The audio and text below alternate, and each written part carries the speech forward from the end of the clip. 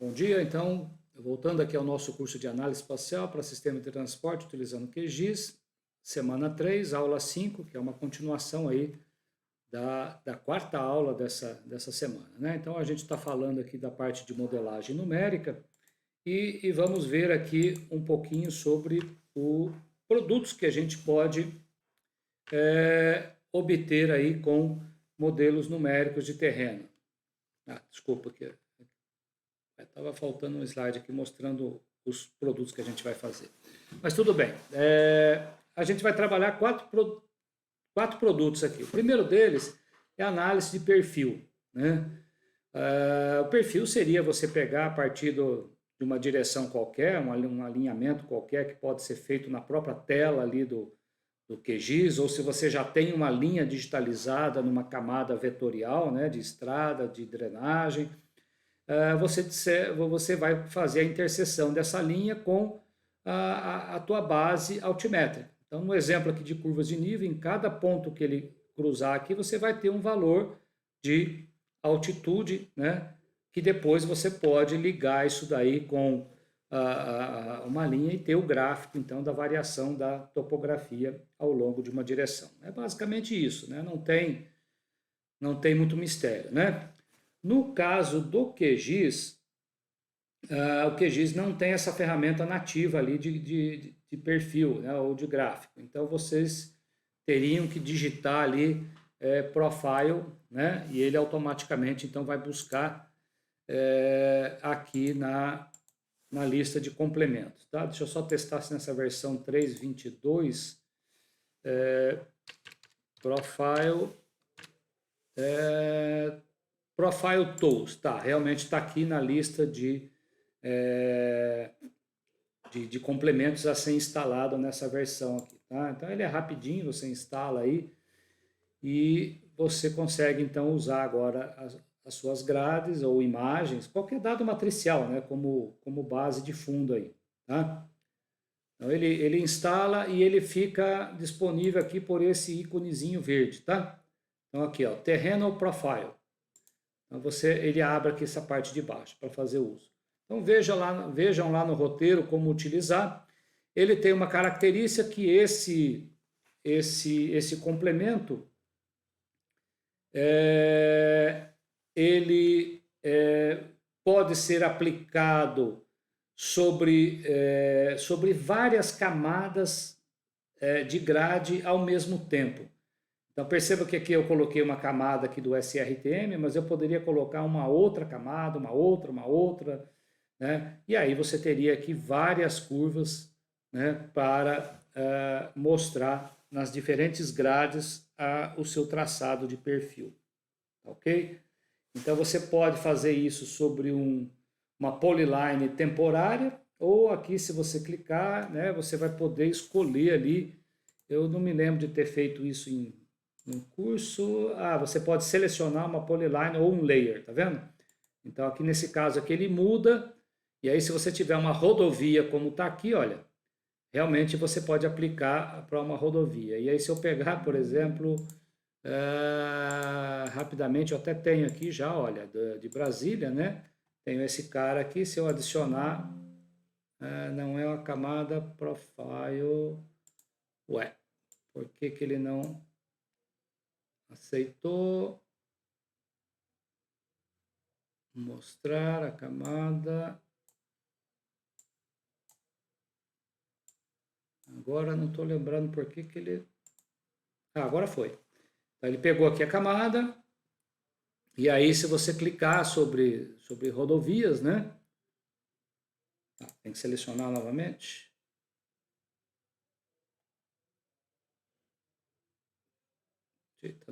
Tá dando algum tilt aqui.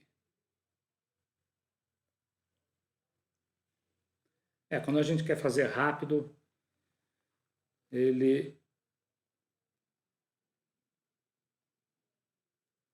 Bom, depois testem lá, vejam se está funcionando, gente, só para a gente não perder tempo, tá? Mas é essa ferramenta. Se não me engano, ele... não fez, é que estava traçando, olha. Ele demorou porque ele aplicou para todas as linhas, tá? Eu não sei se ele tem uma polyline selecionada. Ah, tem. É porque se você selecionar a lei, ele vai colocar todas as... Então, gerou um gráfico aqui, uma linha em cima da outra, né? No caso aqui de rodovia, se eu selecionar parte das linhas, né, usando aqui o cursor aqui de seleção de feição, né? Eu pegar aqui, por exemplo, essa linha e essa linha aqui. Pegar 3 linhas e mandar aplicar sobre polylines selecionadas.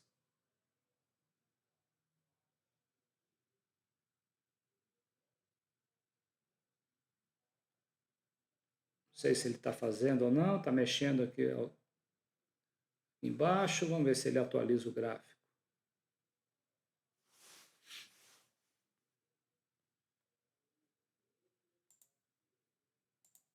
Aqui é só para mudar a cor.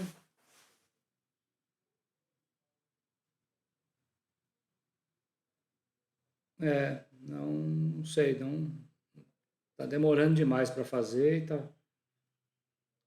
Bom, é que eu não tinha testado essa opção aqui, mas ele, teoricamente, ele pode fazer sobre uma camada específica ou linhas que estão selecionadas, né? Não... Bom, tudo bem. Vamos em frente aqui. Ok? Então tem esse complemento que vocês podem utilizar. Ali ele pode salvar, pode dar um print, criando aí um JPEG, uma figura para você pôr no relatório, tá? A partir desse complemento. Só não me lembro se ele salva, tem um save as aqui, o save as é só uma figura mesmo, só um PNG, tá? Ele não tem uma opção, talvez aqui no table, se você mudar aqui para table, ele mostra os valores. Você pode copiar e colar numa camada temporária, tá vendo? Ou criar um arquivo pro Excel. E aí, se você quiser fazer até o gráfico lá no Excel depois, pode ser feito. Tá? Então tem essa... E aqui tem alguns parâmetros de configuração. Tá? É bem simples, não tem muito mistério não. Bom, o segundo produto aí que vocês podem estar testando é a geração de imagem sombreada, né? Que é uma técnica para visualização do terreno a partir de uma simulação de uma fonte de luz. Então você consegue destacar aqui as formas do relevo, em função do par luz-sombra, te dá aquele efeito sombreado, né? A gente aqui na área de geologia, né, eu gosto muito desse produto, para trabalhar exatamente essa coisa de lineamentos estruturais, né, de relevo, né, e de rede de drenagem, que muitas vezes a drenagem, né, muitas vezes não, ela é condicionada a estruturas geológicas que você tem, né? Então o alinhamento dos rios e das montanhas, né, podem ser interpretados numa imagem aí e você consegue destacar essas direções dependendo da direção de iluminação. Então você pode pôr a fonte de iluminação em qualquer azimuth e qualquer elevação. Então você vai ver que na interface lá ele vai te pedir esses 2 parâmetros para que você crie a imagem de relevo sombreado. E o legal é que depois dessa imagem de relevo sombreado, você pode pôr ela sobre outras camadas, como foi feito aqui. Olha, eu peguei um mapa de... Aqui foi feito, não foi eu, mas peguei essa figura de algum Google aí, aonde você tem aqui um mapa da topografia com as classes de relevo e sob, né, abaixo desse mapa de relevo, ele colocou com uma certa transparência ali as cores do relevo para que destaque junto o relevo sombreado. Então gera produtos bem interessantes aqui, fazendo a combinação de dois produtos lá. E no exercício de vocês, eu peço que vocês tentem fazer isso aí com um dado de Brasília, tá bom? Então, a ferramenta para fazer isso no QGIS vai estar aqui em som, né? Então, perceba que ele te dá até um fator de exagero de relevo. Tá? Às vezes, o teu modelo do numérico ele está numa região muito plana, muito suave.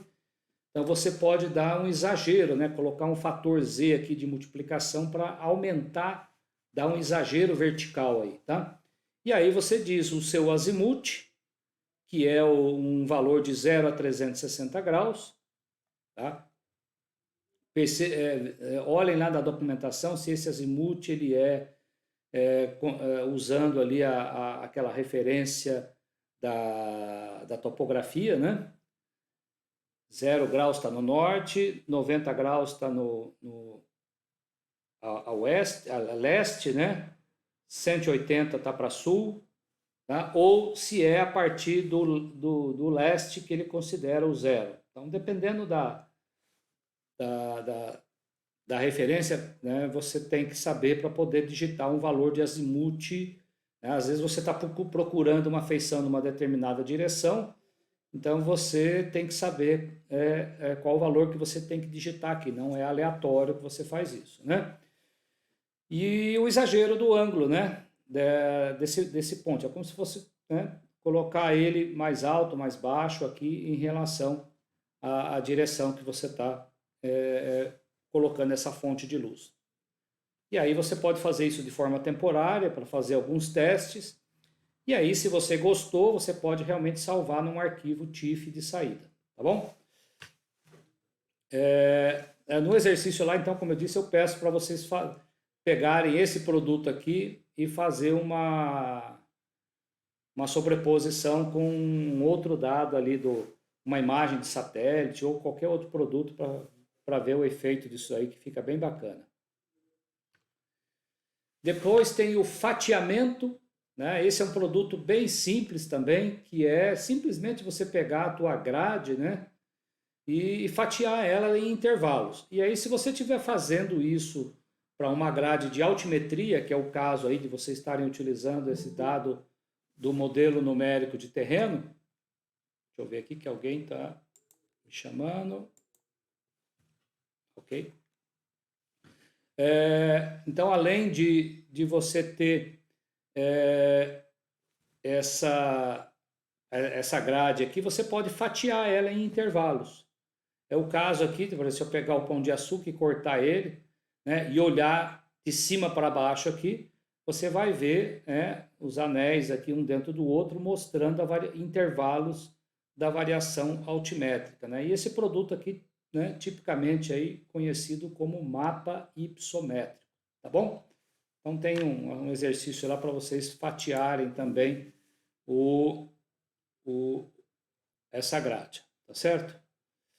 Pessoal, eu só não tenho certeza se há quanto tempo aqui o Google ainda vai deixar eu nessa sessão. Se por acaso estiver terminando, a gente gera outro link aqui, tá? E talvez tenha que entrar de novo, porque se não me engano, acho que agora é 1 hora só. Bom, mas é rápido, está terminando já essa parte. Aí depois tem só as dúvidas. Então tem esse exercício para vocês fatiarem aí, tá? E aí você vai ver que você vai criar uma grade com que, em vez de ser uma grade com valores de contínuos, né? Com valores de altimetria, você vai ter uma grade com que a gente chama de uma grade sintética ou codificada, né? Que aí cada pixel vai estar associado a uma cor, dependendo aqui do intervalo de fatias que você definiu. Né? Então, se você olhar internamente dentro do arquivo, se você disse aqui, ó, eu quero 5 fatias, você vai ter uma grade aonde os valores ali dessa grade representam ali números de 1 a 5. Né? E aí cada número vai estar associado a uma cor. Um outro produto que vocês podem estar obtendo a partir ali da grade de altimetria é o que a gente chama da derivada primeira, né? Então, esse cálculo que a gente chama da declividade, que é a inclinação do terreno, é uma operação que a gente chama de uma operação local, né? Porque para calcular a inclinação do terreno, Você tem que olhar no pixel de saída que você está calculando, ele tem que olhar qual é o valor da altitude nesse ponto da grade em relação aos vizinhos que estão aqui numa área, né, nos 8 pixels vizinhos em volta dele. Então, por isso ele chama de uma operação local sobre o pixel central. E se você faz a derivada segunda, você tem o azimuth, ou a direção da face dessa inclinação aí, tá? Então são esses dois produtos. Aqui é o exemplo do mapa de aspecto ou exposição, né, que são valores de 0 a 360 graus, que está nesse mapa aqui com a legenda, ou nesse outro aqui com o fatiamento da altimetria. Desculpa, da declividade me parece que aqui está em graus, tá? Mas poderia estar em percentagem também, tá? Você tem 2 unidades para fazer isso. Então aqui no QGIS você vai ter 2 janelinhas diferentes aí. Uma para cálculo da declividade e outra para cálculo da exposição ou aspecto, tá bom? Ambas aqui em graus. Então, gente, para finalizar essa parte aí, vocês têm esses produtos de modelo numérico para serem calculados, tá? O cálculo de perfil, imagem sombreada, fatiamento. Aqui, na verdade, ele tem também aqui, eu esqueci de dizer que nesse exercício lá, além de você fazer o fatiamento, depois do fatiamento, vocês vão ver que eu vou usar o resultado do fatiamento para extrair os corpos d'água de uma imagem de satélite. Se não me engano, acho que é esse o exercício lá. Eu vou fornecer para vocês uma banda de uma imagem de satélite, tá? E vocês vão fatiar os níveis de cinza, né? Não, desculpa, não é não. Isso aí está num outro exercício. É fatiar só a altimetria mesmo. É você ter os polígonos com o corte no terreno, tá? Isso também é muito interessante, porque uma vez eu peguei um dado de um usuário e que eles estavam fazendo lá na região de Goiás, eles estavam fazendo ali o modelo numérico para poder calcular o lago, né, de inundação da barragem ali lá da usina de Serra da Mesa. E aí o técnico estava querendo fazer a interpolação das curvas de nível para depois fazer o fatiamento e ter o polígono para calcular a área do lago, né, de inundação através das curvas de nível. Só que ele me falou, olha, qual que é a cota, né? A hora que ele me falou o valor da cota, eu falei, mas o valor da cota você tem ele na própria isolinha. Então você não precisa criar um modelo numérico, fazer interpolação para depois tirar as curvas de nível dessa interpolação para depois converter isso para vetorial e ter o cálculo da área do lago. Mas o técnico ia fazer um processamento muito longo, com várias etapas para chegar num produto onde, na verdade, ele já tinha o traçado das curvas de nível, né? Aí que caiu a ficha dele, ele falou, não, é mesmo, realmente. Aí ele pegou, em vez de digitalizar todas as curvas de nível, ele digitalizou só a curva de nível da cota de inundação que já estava na carta topográfica lá do IBGE, fechou o polígono com a ferramenta de edição, mandou preencher o polígono com uma cor e mandou calcular a área lá no software. Aí tranquilo, ele já tinha o dado pronto, né? Então, às vezes, o usuário não percebe o que está fazendo e aí vai por um caminho mais longo, né? Mas é isso, né? Você pode vetorizar o resultado aqui do fatiamento e você ter os polígonos, então, com a área e perímetro aí de cada fatia dessas aí, tá certo? E por último, eu faço o cálculo da declividade para as 4 imagens ali de Brasília, né? Das 4 grades que foram recortadas, e aí você tem o mapa colorido ali com a legenda para as classes de declividade, tá certo? Então eram essas aí os exercícios dessa parte, né? Eu